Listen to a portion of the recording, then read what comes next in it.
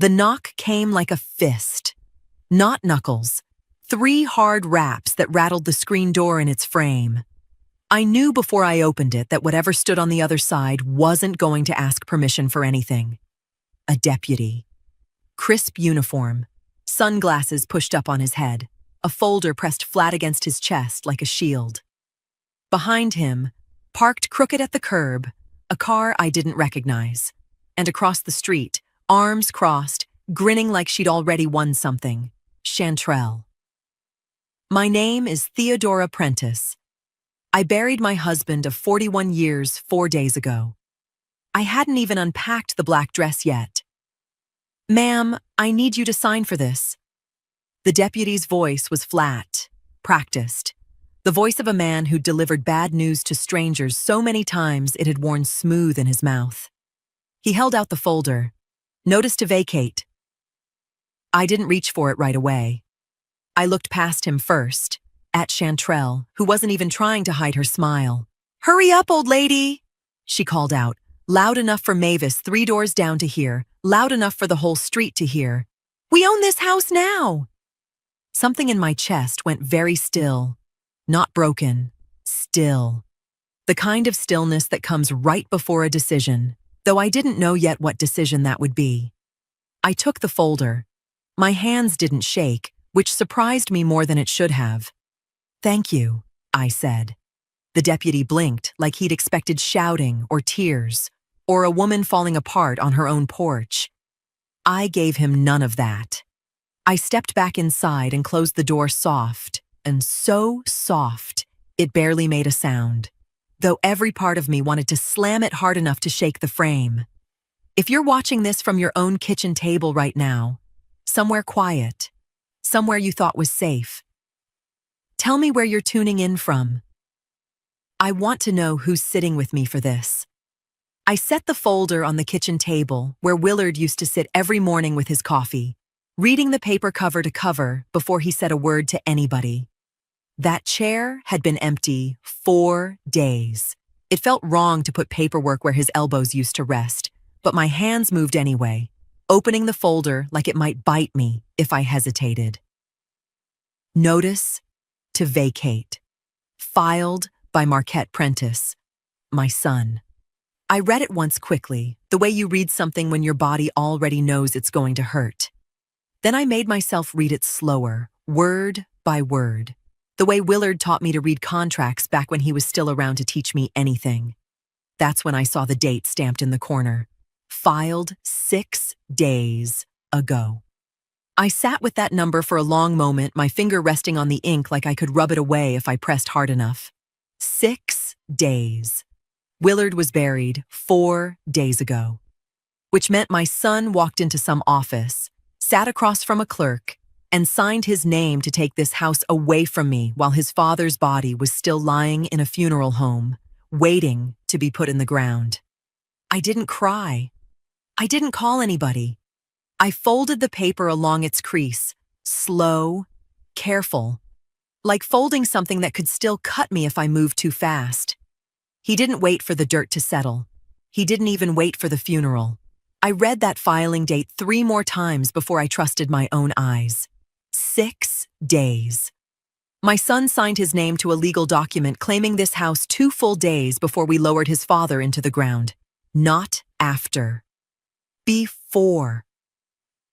While Willard's body was still cooling in a funeral home refrigerator, Marquette was somewhere sitting across from a clerk, watching ink dry on a page that said, "I didn't belong here anymore." I didn't sit with that feeling long. Feelings don't fix anything. I picked up the phone before I let myself think twice, and I dialed Cornelius Whitfield. He'd handled Willard's business affairs for near 20 years, ever since that trouble with my cousin's land down in Albany taught us both a hard lesson about paperwork and family. Willard used to say a good lawyer was cheaper than a bad relative, and after everything, I understood exactly what he meant. "Mr. Whitfield, it's Theodora Prentice." My voice came out steadier than I expected, considering my hands were still trembling around the folder. "Mrs. Prentice, I was so sorry to hear about Willard." A pause. Respectful. The The kind lawyers learn to hold before business creeps back in. What can I do for you? My son filed something, a notice to vacate, says he's sole heir to the house. I laid the paper flat on the table, smoothing the crease I'd made folding it the night before. Filed 6 days ago. There was a silence on the line that told me more than words would have. 6 days, he repeated, slow, like he was doing math in his head. Mrs. Prentice, when exactly was the funeral? 4 days ago. Another silence, longer this time. Then he filed before the funeral, Whitfield said, and something in his voice had shifted, gone careful in a way I didn't like. That's worth sitting with a moment.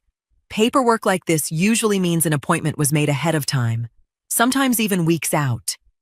I don't want to jump to conclusions about what that means, but it does tell me he'd already decided something before either of us realized it. I felt my stomach drop somewhere I couldn't name. What are you saying?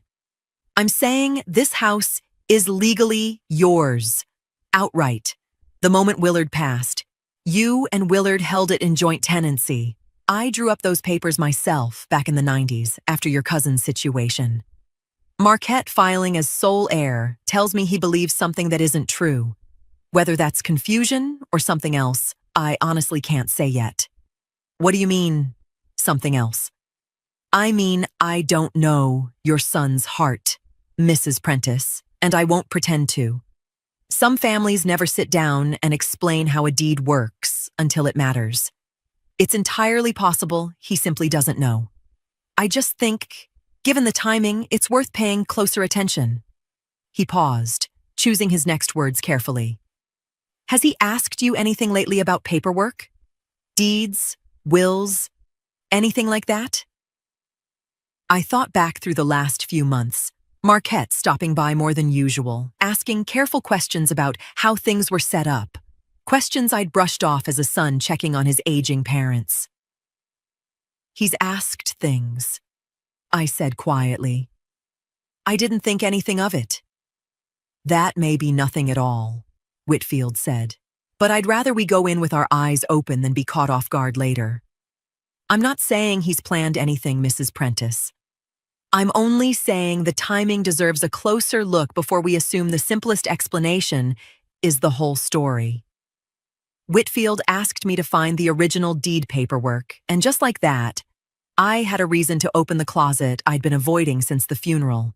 Willard kept everything in a gray metal filing box on the top shelf, the kind with a lock he never used because he said anybody fool enough to break into our closet deserved whatever paperwork boredom they found.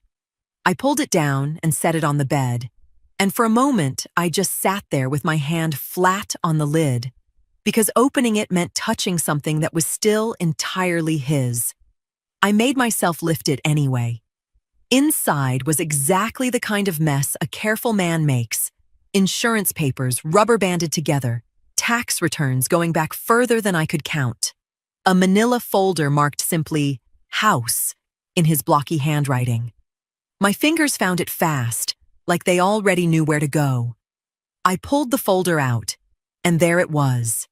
The deed, typed clean. The language about joint tenancy with right of survivorship printed in black and white. Cornelius Whitfield's signature at the bottom as notary. 20 years old, the paper gone soft and yellow at the edges, but every word still sharp enough to matter. I held it for a long moment, reading it slower than I needed to, because some part of me still wanted proof before I let myself believe it. That's when I saw the second piece of paper folded behind it. Not typed, handwritten. Willard's handwriting, the same slant he used on grocery lists and birthday cards. Except this note wasn't casual at all. Theodora, if you're reading this without me, know that this house is yours, free and clear. No arguing it. No signing anything anybody puts in front of you. We built this together, brick by brick, near enough. And I never wanted you standing in some office explaining yourself to a stranger about a home you already own. Whatever argument comes, whatever anybody says, You don't owe this house to nobody's claim. All my love. Always. Willard. I sat down slow on the edge of the bed, the note trembling slightly in my hand, though my face stayed dry. It wasn't sadness exactly. It was something closer to being caught. Like Willard had reached across whatever distance separates the living from the gone, and put his hand flat on my back right when I needed it most. He'd always been a careful man, the kind who planned for weather nobody else saw coming. Maybe he never imagined it would be his own son standing on the other side of that argument. Maybe some part of him understood people better than he let on, and just didn't have the heart to write that part down. I folded the note back along its crease and slid it into my purse, not the folder Whitfield needed. This one stayed with me. Private. Mine. Then I sat there thinking about Marquette, about calling him right then, telling him what I'd found, ending the confusion before it went any further.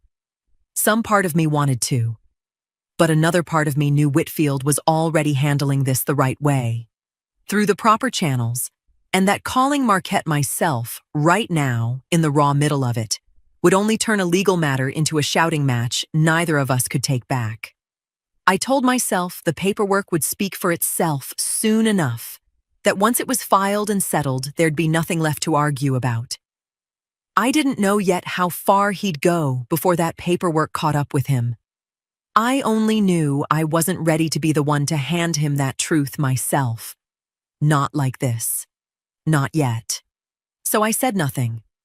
I put the deed folder in my bag for Whitfield, closed the filing box, and slid it back onto the shelf like I'd never touched it at all.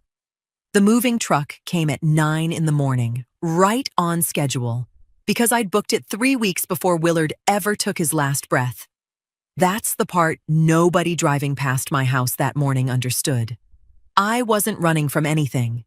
I'd been planning this move since spring, back when Willard and I sat at that same kitchen table and talked about how the stairs were getting harder on his knees, how a smaller place near my sister in Riverdale might suit us better for whatever years we had left. We just never got the chance to make it together. Standing on the porch that morning, watching the truck back up the driveway, I felt the plan turn into something heavier than it had been in the spring. This wasn't supposed to happen without him. We were supposed to walk through that new place together, argue over paint colors, complain about the smaller closets side by side. Doing it alone made every box feel like proof of something I wasn't ready to admit yet.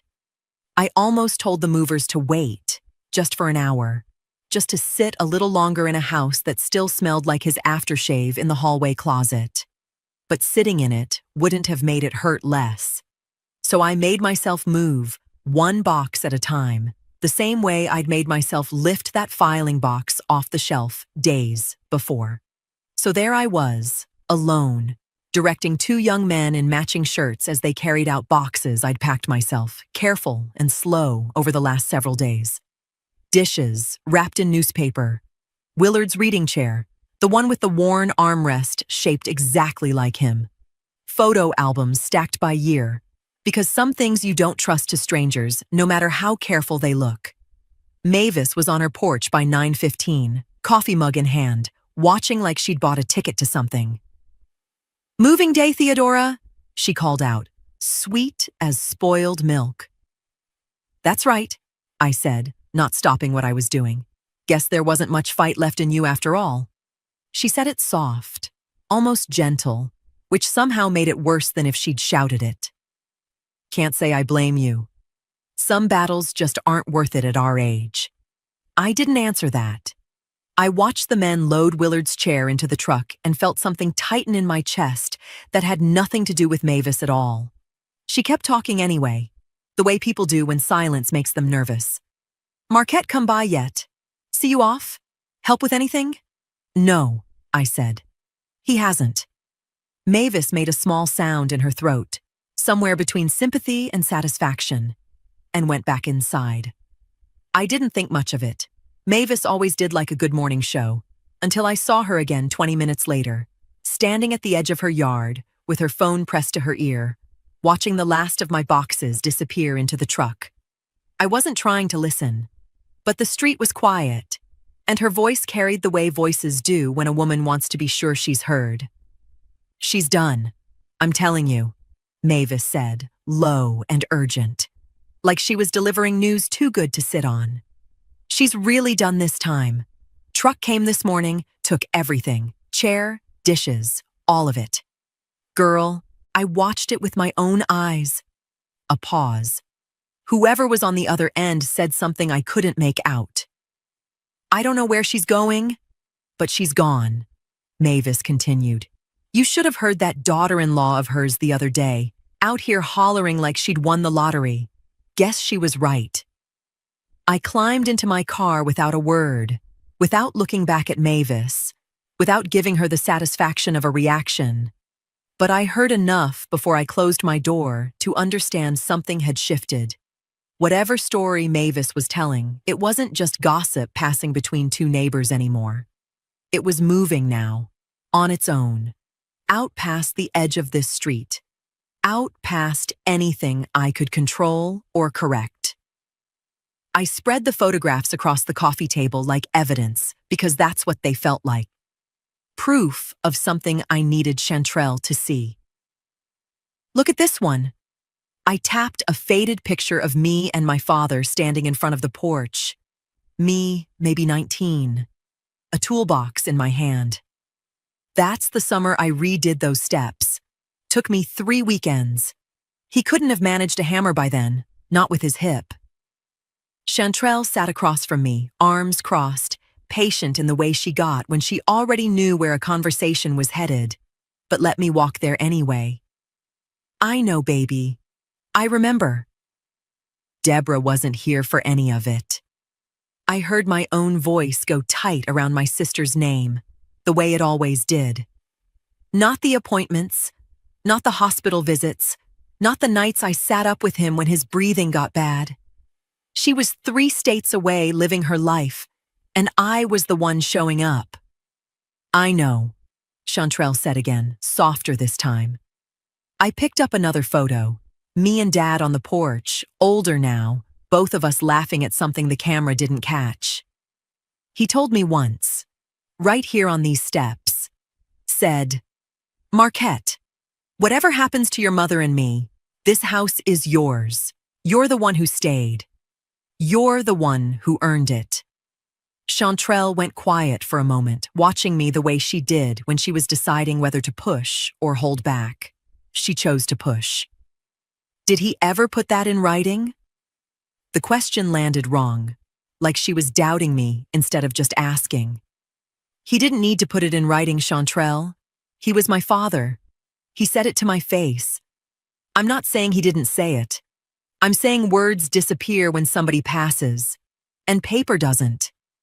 She reached over and took my hand, gentler now. "We've got Jalen to think about. We've got our own future. I just need to know we're standing on something solid." I pulled my hand back, not angry, just needing space to think. We are standing on something solid. That house has been half mine in every way that matters for 15 years. I fixed the roof after the storm. I paid for half the furnace when it went out. Deborah didn't lift a finger, and everybody knows it. Everybody knowing it and everybody proving it are 2 different things, Chantrell said.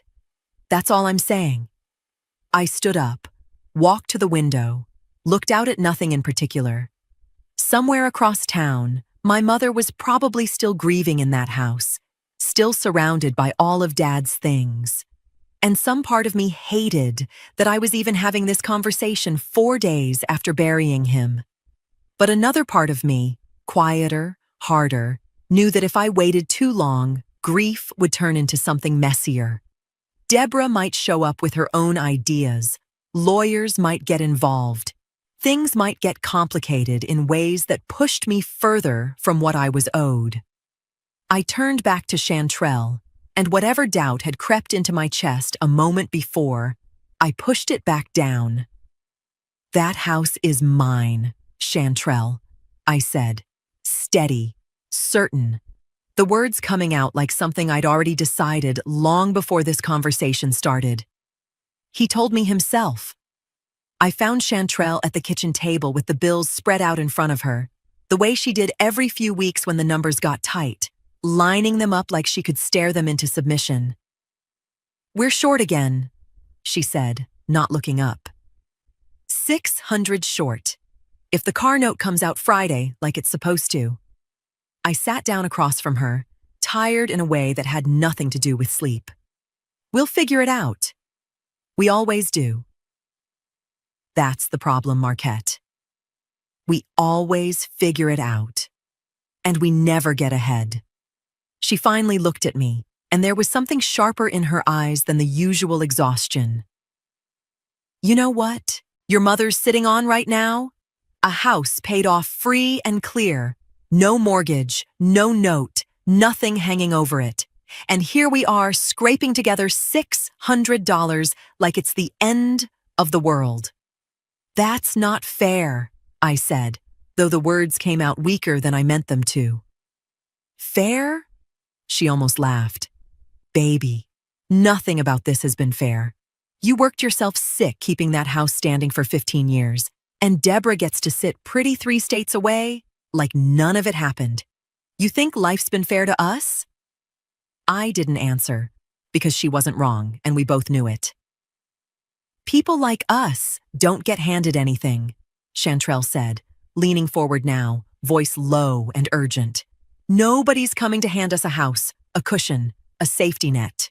We take what's ours before it's gone, or somebody else takes it first. That's just how it's always been for people like us." "I already filed the paperwork," I said. "It's moving." Whitfield's office confirmed the notice went out. "Filing paperwork isn't the same as having keys in your hand." She said it plain, no cruelty in it, just fact, the way she saw it. "And Denise from my job. Her cousin works over at the courthouse. She mentioned the other day that once a lawyer gets involved on the other side, these things can drag out for months, sometimes longer, especially if somebody contests it." "We don't have months, Marquette. We barely have weeks before that car note catches up with us for good." "What do you want me to do, Chantrell? Drag her out myself?" "I want you to stop waiting for permission for something you already earned." She reached across the table and took my hand, softer now, but her eyes stayed hard.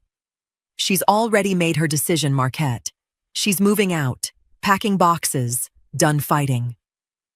The second that house sits empty, we need to already be inside it. Not weeks from now. Not after some judge finally gets around to it. And definitely not after a lawyer finds some technicality to slow things down further."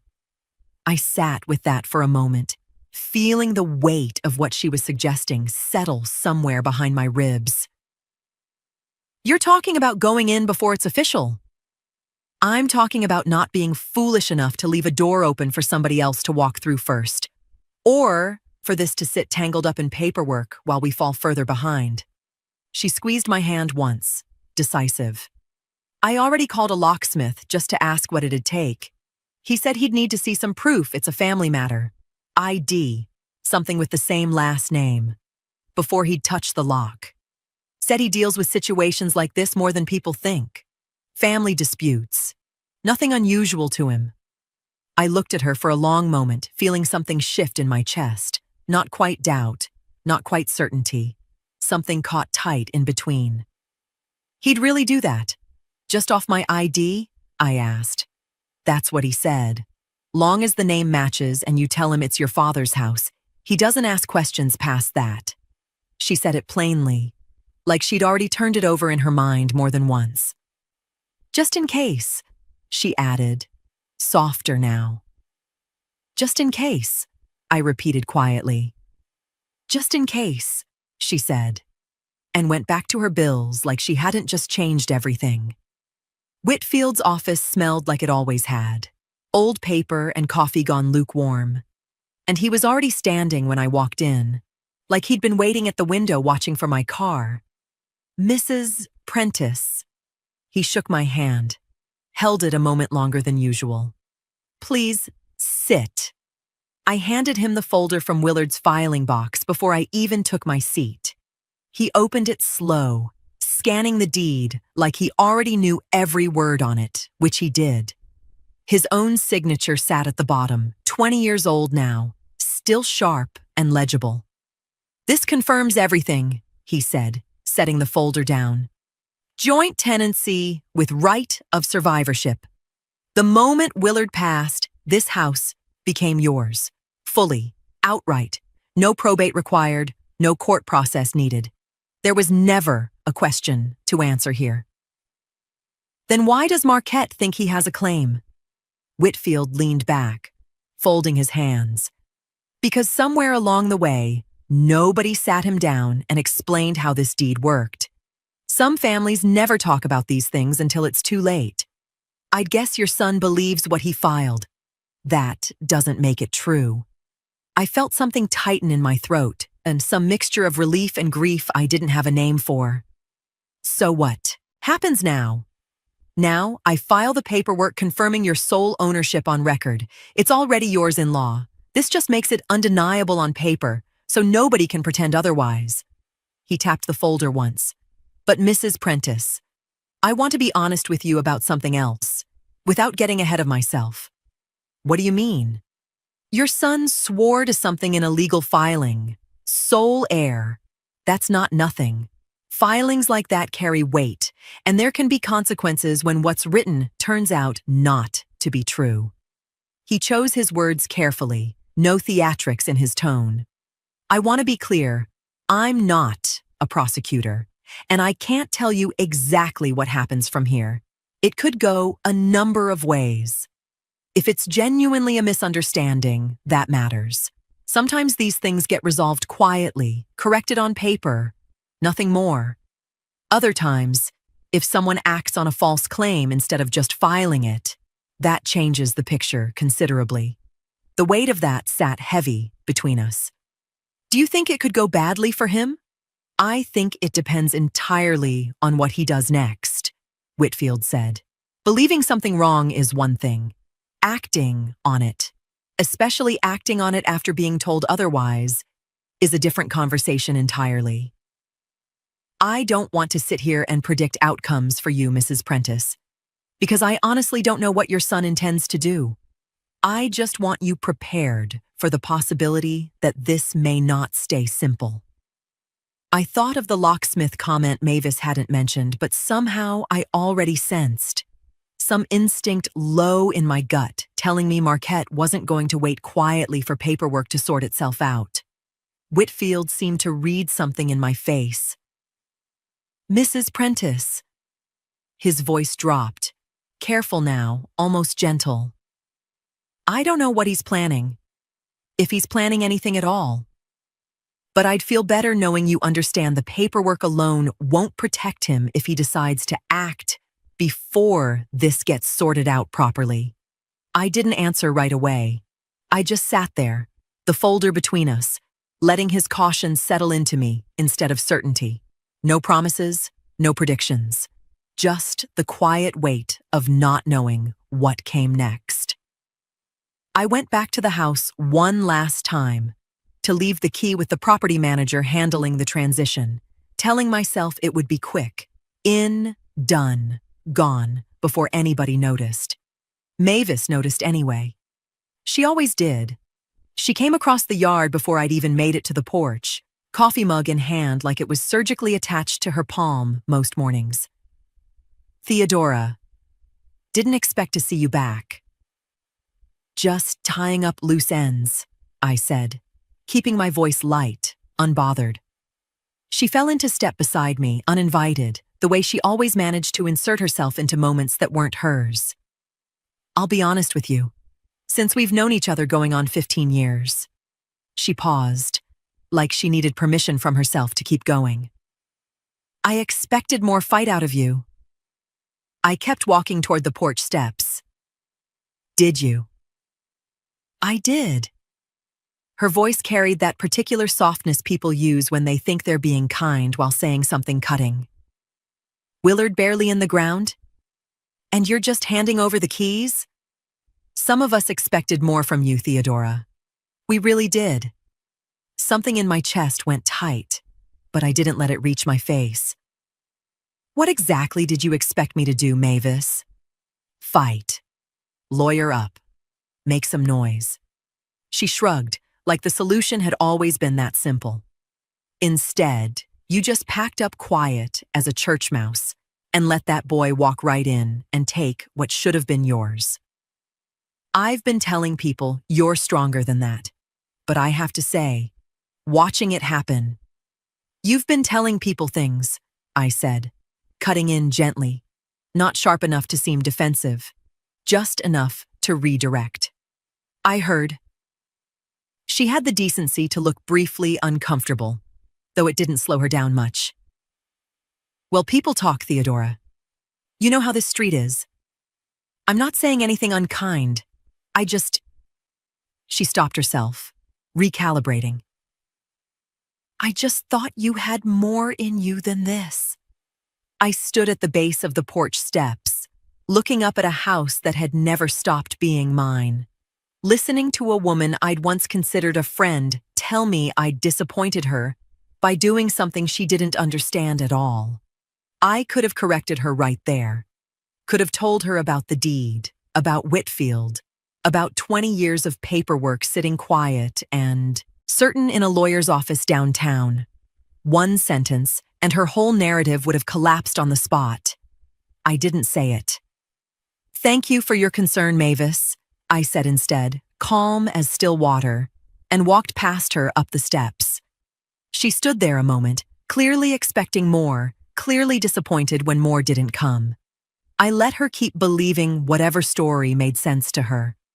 Let the whole street keep believing it too, if that's what they needed. Some truths land harder when people arrive at the wrong conclusion first, then watch it burn down in front of them later.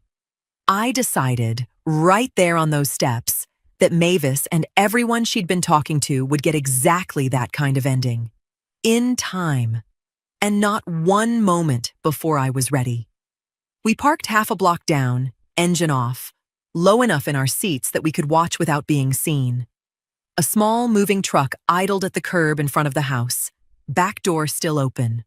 One mover leaning against the side, waiting on the last of it. Chantrelle had her phone out, angled toward the scene, though she wasn't really recording anything. Just needed something to do with her hands while we waited. There she goes, she said quietly, nodding toward the porch. I watched my mother come down the steps one final time, keys in hand, moving slower than I remembered her ever moving before. She stopped at the mailbox, checked it out of habit, found nothing, and kept walking toward the truck like the house behind her had already stopped belonging to her mind. She looks old, Chantrelle said, and there was something in her voice I couldn't quite name. Not triumph exactly, something closer to relief. She looks tired, I said, and immediately wished I hadn't, because some part of me still felt the weight of watching her walk away from the only house I'd ever known her in. We sat in silence while she handed a small box up to the mover, said a few words I couldn't hear, and watched him swing the truck's back door shut with a heavy metallic clatter. Then she walked to her own car, climbed in, and drove off without looking back once. Not toward us, not toward the house, just forward, the truck pulling out slow behind her, like she'd already decided not to carry any of this with her. That's it, Chantrelle said, turning to me, something sharp and alive in her eyes now. She's gone, Marquette. For real, this time. Maybe she's just tired of fighting, I said, though even as I said it, something about how calm she'd looked bothered me more than I wanted to admit. Tired people don't hand over keys and drive off clean like that? Chantrelle was already pulling out her phone again, scrolling to a number. This is exactly what we needed. No more waiting on lawyers. No more wondering if she's going to drag this out for months. We don't know that for sure, I said, though it came out weaker than I meant it to. What more do you need? Truck just pulled away with the last of it. She walked out with that final box like it was nothing. Mavis has been saying it for days. The woman's done fighting. She looked at me, waiting, like she needed me to catch up to a decision she'd already made. I sat there a moment, watching the empty porch, feeling something between relief and unease settling low in my stomach. Maybe Chantrell was right. Maybe I'd been holding on to guilt that didn't need holding on to anymore. Mama had made her choice. She'd walked away clean. No argument, no lawyers showing up at our door. Nothing but silence for days. Fine, I said finally. We'll go in tomorrow, get settled, start. No. Chantrell's voice cut through mine, sharp and certain. Not tomorrow. Tonight. I looked at her, surprised by the urgency in her tone. Why tonight? Because the locksmith already told me he's booked solid the rest of the week once word gets around he does this kind of job, she said. And because that car note's due in 2 days, Marquette. And if we're finally in that house tonight, we can talk to the bank about using it as an address. Get ourselves some breathing room before Friday hits. Every day we wait is a day closer to being underwater again.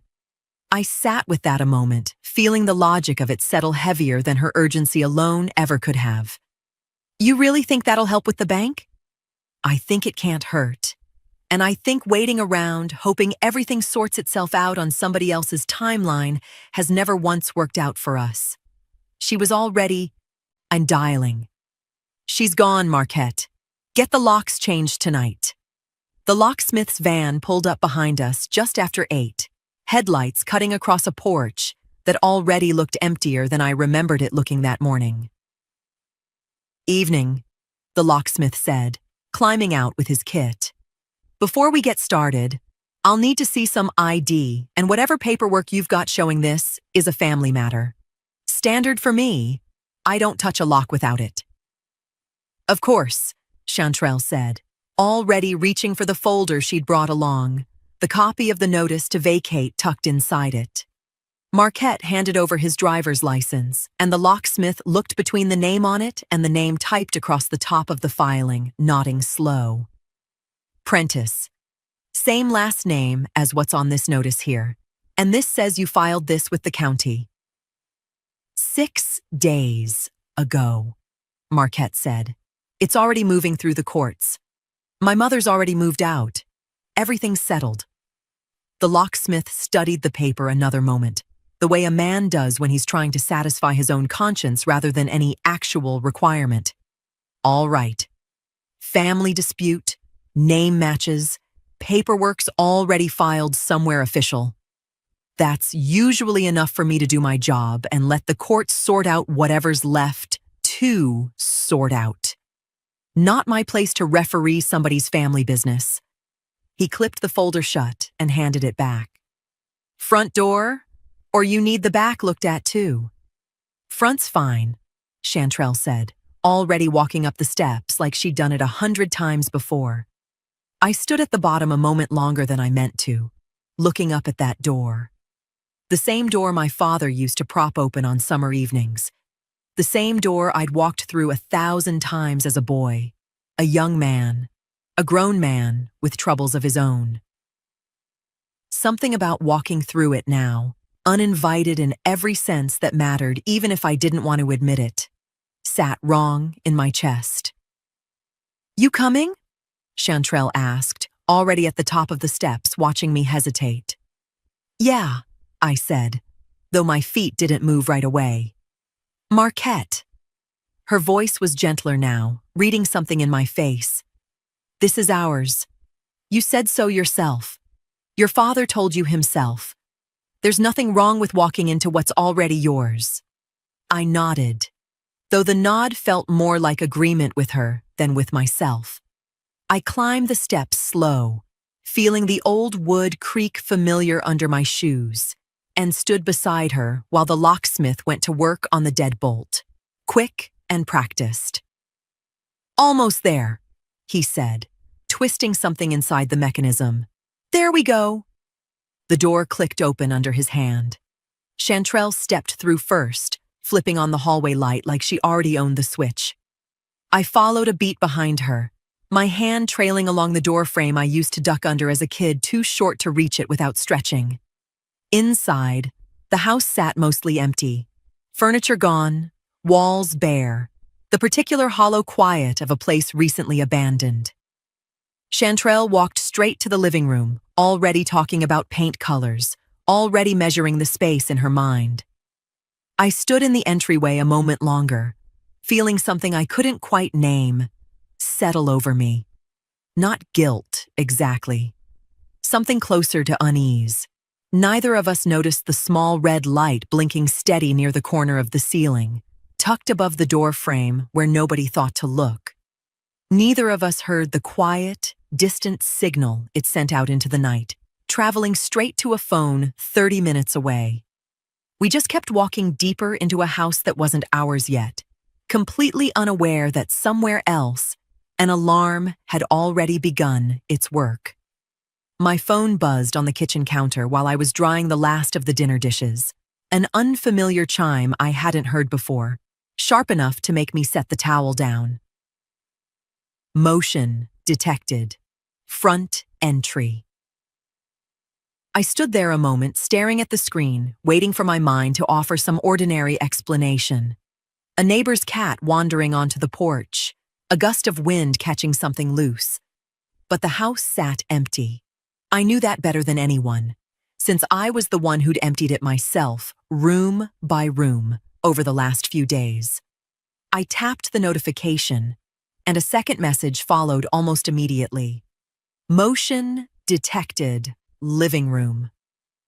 My hands stayed steady, though something cold moved through my chest, quiet and certain. I didn't call out for help, didn't panic, didn't do anything but walk calmly to the small notepad by my new phone charger where I'd already written down the non-emergency line for the sheriff's department, the same way I wrote down every number that might matter someday. I dialed, and the voice that answered was brisk, efficient, used to calls like this. Sheriff's department, non-emergency. Yes. Hello. My name is Theodora Prentice. I kept my voice level, factual, the way Whitfield always said mattered most when dealing with anything official.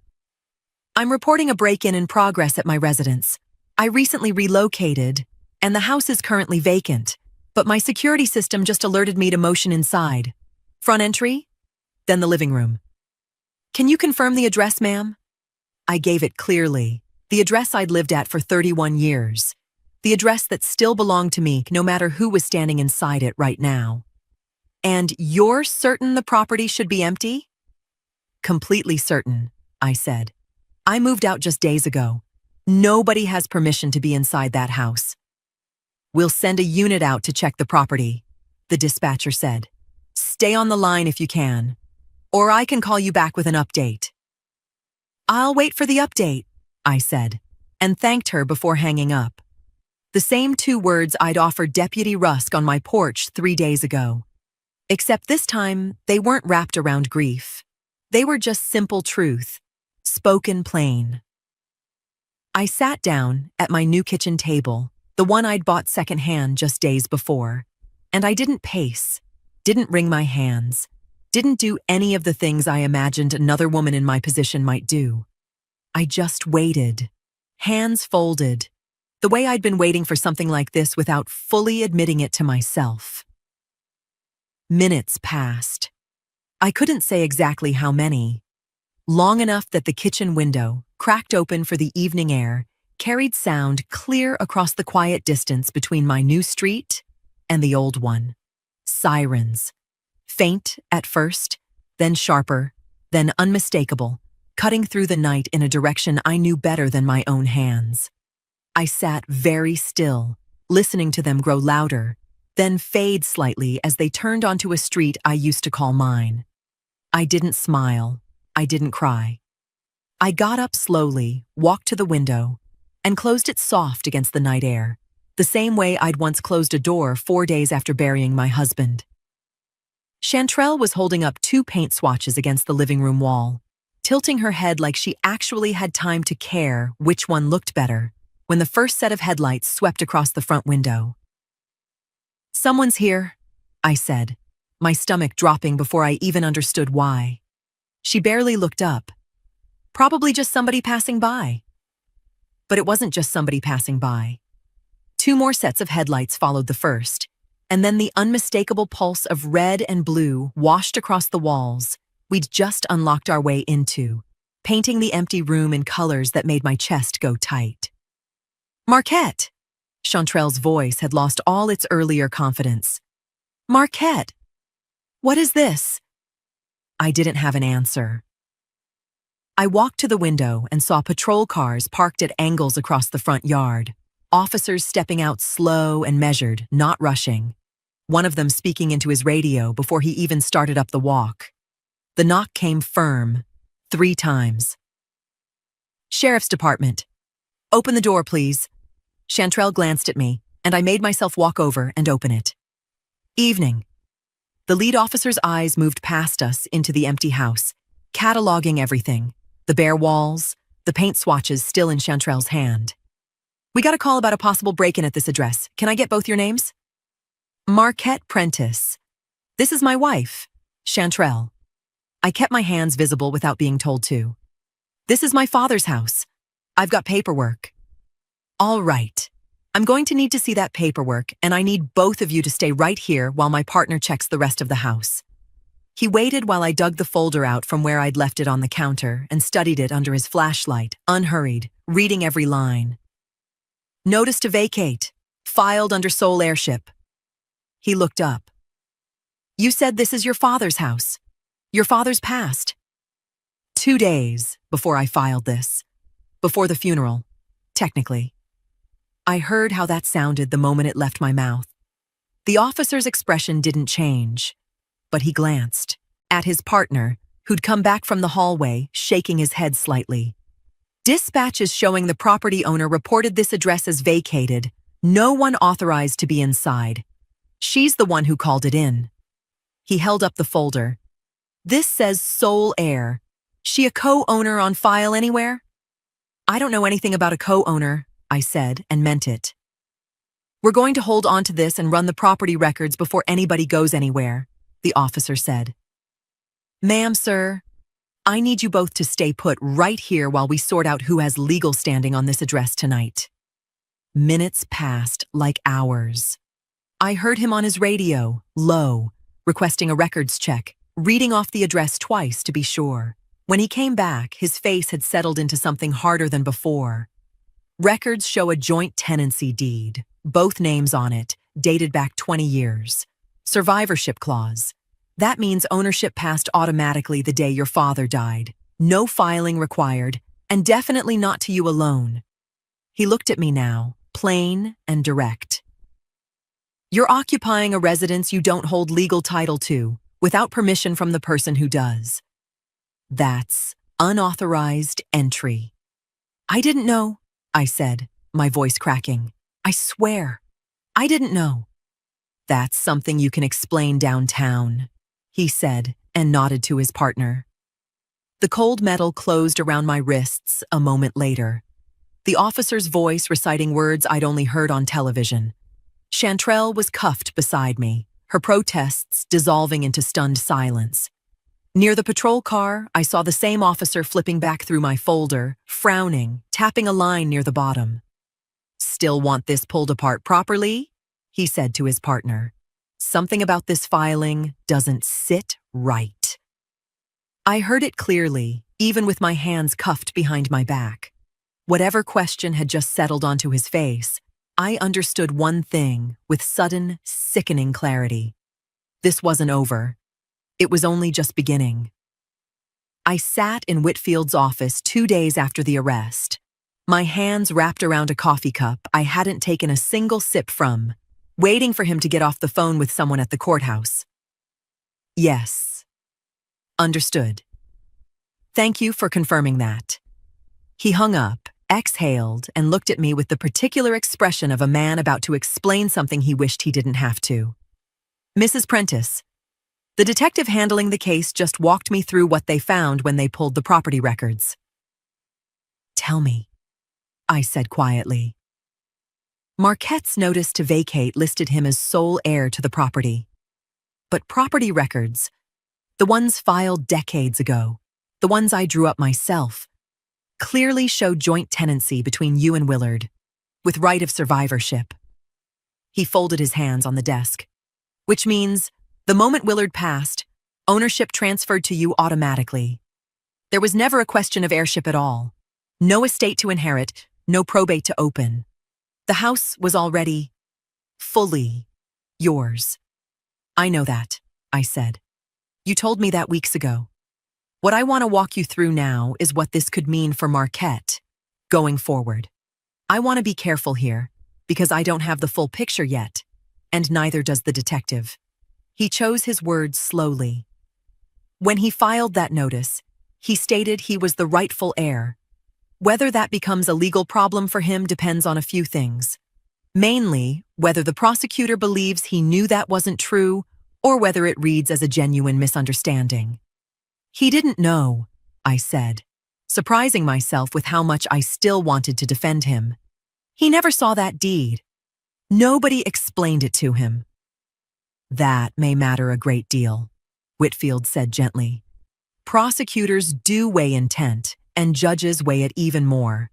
I've seen cases where a mistake in filing, especially one made in grief, gets resolved with nothing more than a correction on record. I've also seen the same kind of filing treated seriously when someone acted on it the way Marquette did, entering a property he no longer had any claim to. I honestly can't tell you which way this leans yet. The detective mentioned it's still under review. I felt something settle heavy in my chest, something that wasn't quite grief and wasn't quite anger, some third thing I didn't have a name for. So nothing's decided. Nothing's decided, Whitfield confirmed. There's a real chance this stays limited to the trespassing matter and the filing issue gets handled separately, maybe even quietly, if the DA sees it the way you're describing him. A son who didn't know, not a son who lied outright. There's also a chance it becomes more complicated than that. I won't pretend to know which, Mrs. Prentice. And I don't want to give you false comfort or false alarm either way. I stared at the coffee cup in my hands, watching a ring of steam rise and disappear. He's still your son, Whitfield said, softer now. Whatever happens next, I think you should prepare yourself for a process, not an answer. These things rarely move quickly and rarely move the way any of us expect going in. I didn't respond.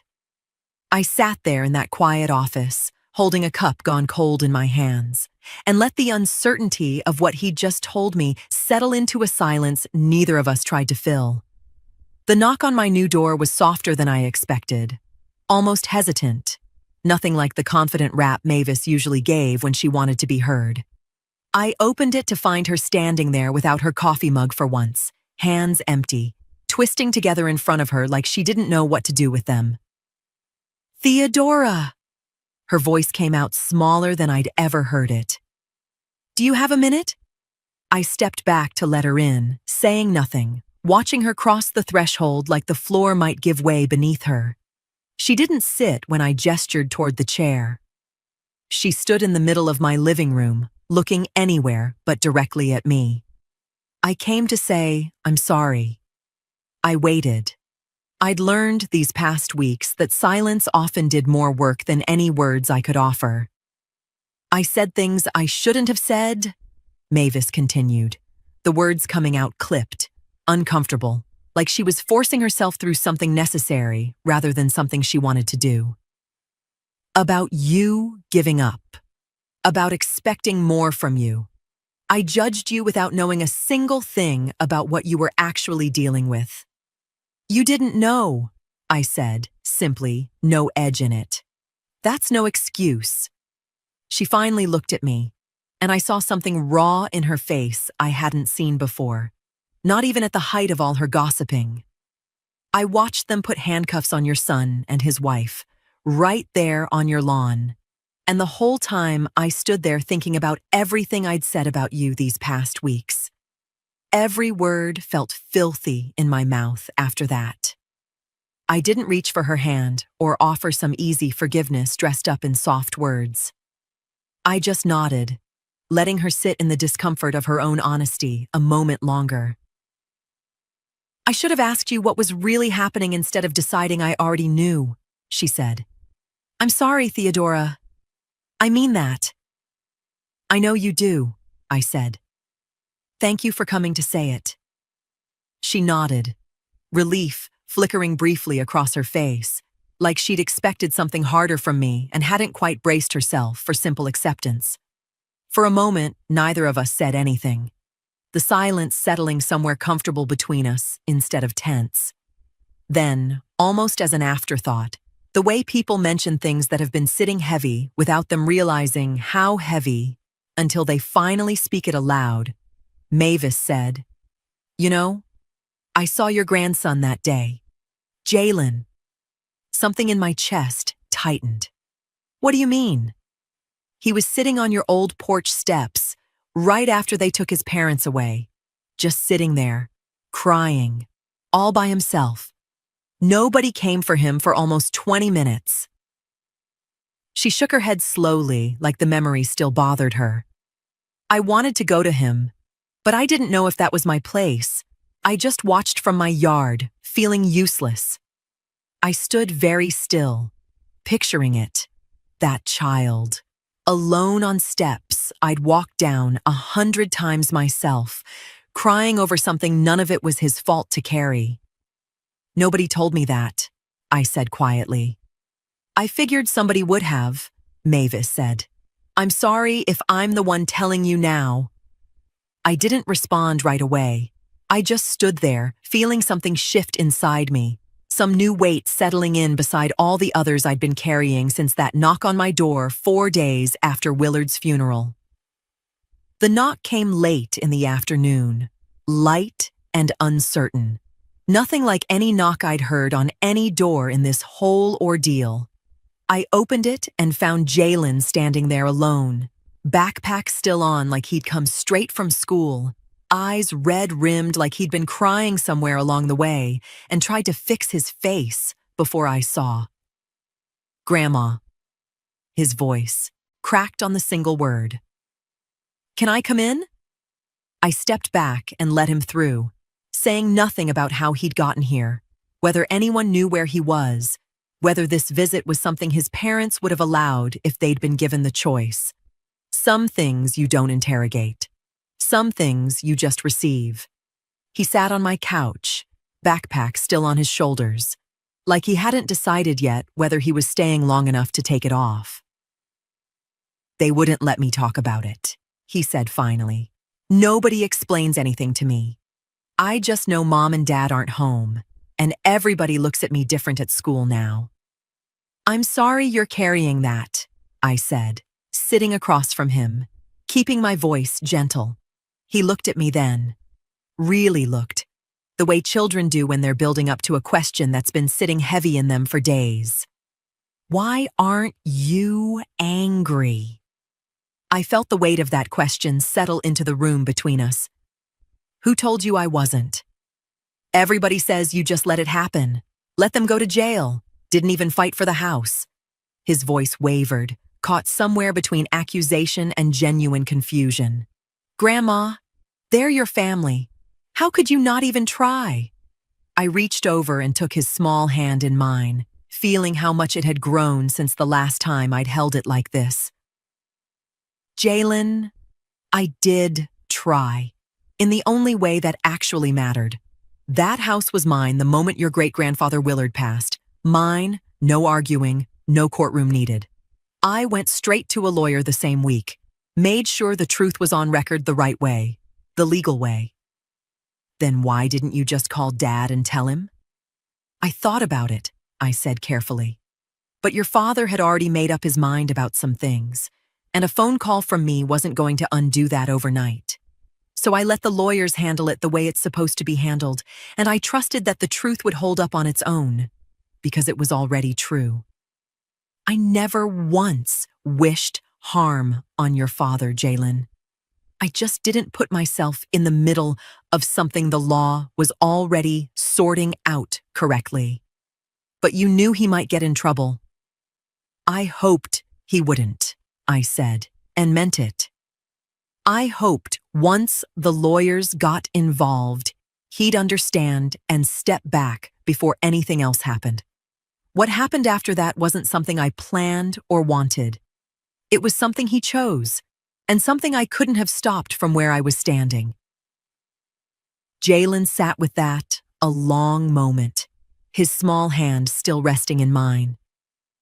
That deputy came to your door, and you just said thank you. I heard about that. Everybody talks about that part like it was strange. It wasn't strange, I said softly. It was just true. I knew what was mine, and I knew the truth doesn't need shouting to hold up. I said thank you because arguing with a stranger on my porch was never going to fix anything. The lawyers were already the right people for that. He looked down at our hands, quiet, processing something too big for a boy his age to carry alone. I miss how things used to be. I know, baby.